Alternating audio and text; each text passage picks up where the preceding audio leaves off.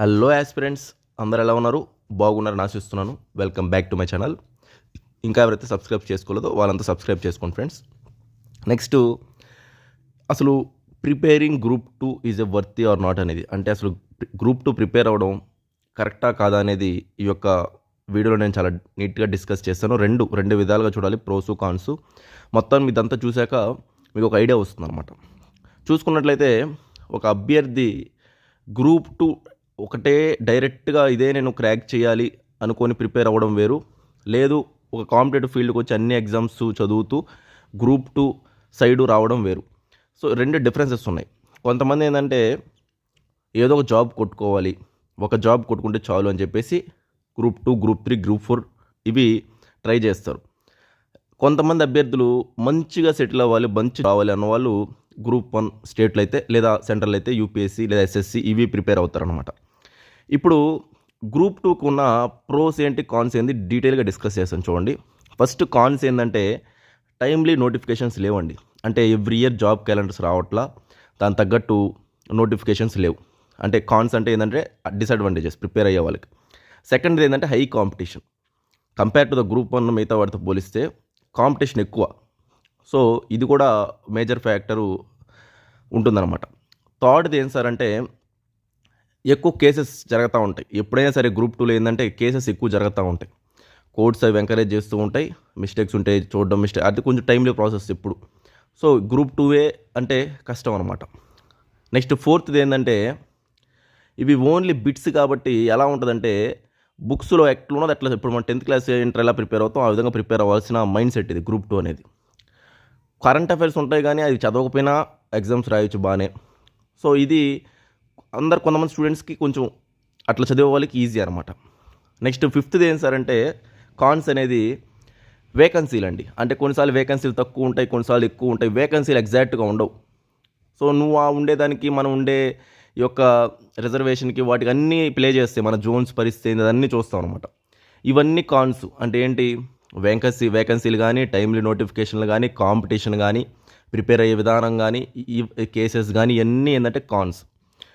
Pros ఏం sir అంటే group 2 కొంచెం మంచి పోస్టులు ఉన్నాయి. ఇప్పుడు చూసుకున్నట్లయితే ఏఎస్ఓ కానీ, నెక్స్ట్ ఎక్సైజ్ ఎస్ఐ కానీ, లేకపోతే డిప్యూటీ తహసీల్దార్, మున్సిపల్ కమిషనర్ మంచి పోస్టులు. నెక్స్ట్ సెకండ్ది ఏం సార్ ప్రోస్ అంటే కొంచెం ఎగ్జిక్యూటివ్ పోస్టులు ఉన్నాయి, నాన్ ఎగ్జిక్యూటివ్ ఉన్నాయి. సో ఈ ప్రమోషన్స్ అయితే ఇంకా బెటర్గా పోవచ్చు. కొంచెం జాబ్ సెక్యూరిటీ ఉంటుంది. అంటే అంతా క్లియర్ అయ్యి మొత్తం నీకు జాబ్ వచ్చిందంటే జాబ్ సెక్యూరిటీ ఉంటుంది సెకండ్ది. థర్డ్ది ఏంటంటే బాగా చదివే అభ్యర్థులకి, అంటే ఈ డిస్క్రిప్టివ్ రాయలేక, అంటే ఇప్పుడు ఆన్సర్స్ అవి రాయలేకుండా ఉన్న వాళ్ళకి ఇది బెస్ట్ అనమాట. అంటే బిట్స్ పరంగా కాబట్టి ఇది గ్రూప్ 2 అనేది బాగా బెస్ట్. నెక్స్ట్ ఫోర్త్ది అందరూ అప్లై చేసుకోవచ్చు అండి. ఫర్ ఎగ్జాంపుల్ ఎలా అంటే కొంతమంది అసలు కాంపిటీషన్లో లేకుండా కూడా వచ్చి ఒక 4-5 మంత్స్ చదువుకొని రాసే విధంగా ఉంటుంది గ్రూప్ 2. అదే గ్రూప్ 1 ఇవన్నీ ఏంటంటే నువ్వు డైలీ కరెంట్ అఫైర్స్ ప్రిపేర్ అవుతూ ఆన్సర్స్ ప్రాక్టీస్ అది వేరు ఉంటుంది. సో ఇది ఒక రొంత అందరికీ అవైలబుల్గా ఉండే ఎగ్జామ్ ఏంటంటే గ్రూప్ 2. అది కూడా ఇక్కడ ఇంపార్టెంట్ అనమాట. సో ఇప్పుడు ఇవన్నీ విన్నాక మీకు మీ డెసిషన్ తీసుకోండి. ప్రిపేర్ అవ్వడం వర్తే కాదంటే ప్రిపేర్ అవ్వకూడదని అట్లా. కానీ నేనేం చెప్తానంటే ఒక కాంపిటేటివ్ అభ్యర్థి ఓన్లీ గ్రూప్ 2 అని ప్రిపేర్ అయ్యే వాళ్ళకి ఓకే, కానీ బట్ ఏదైనా మంచిగా సెటిల్ జాబ్ కొట్టుకోవాలన్న వాళ్ళు డైరెక్ట్ గ్రూప్ 2 అనే ఉండకూడదు.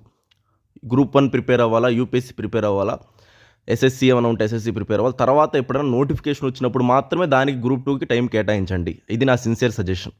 లేదు ఓన్లీ గ్రూప్ 2ఏ చదవండి, అది నేనేం కాదనట్లా. బట్ బాగా చదివే అభ్యర్థులు ఇదే మెయిన్ అనుకుని చదవకండి. ఆ టైం వచ్చాక చదవండి.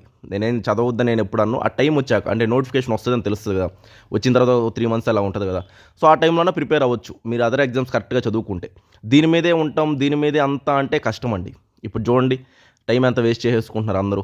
సో నాకు మెసేజ్ చేస్తూ ఉన్నారు ఇదే అని. నేను వదిలేయండి, ఎగ్జామ్ అయిపోయింది, ఇంకా మన చేతుల్లో ఏం లేదు, మనం చేయాల్సింది చేస్తూ ఉంటాం, జరగాల్సింది జరుగుతూ ఉంటుంది. ఇదే ఇంకా ఆగిపోకూడదు ఇక్కడికి. So next group 1 notification, group 1 prepare అవ్వండి. గ్రూప్ 1 అయితే కంపేర్ టు గ్రూప్ 2 బెటర్. అంటే పోస్టుల పరంగా కానీ లేదా జరిగే విధానం కానీ కేసెస్ ఏం లేవు ప్రజెంట్ చూస్తే.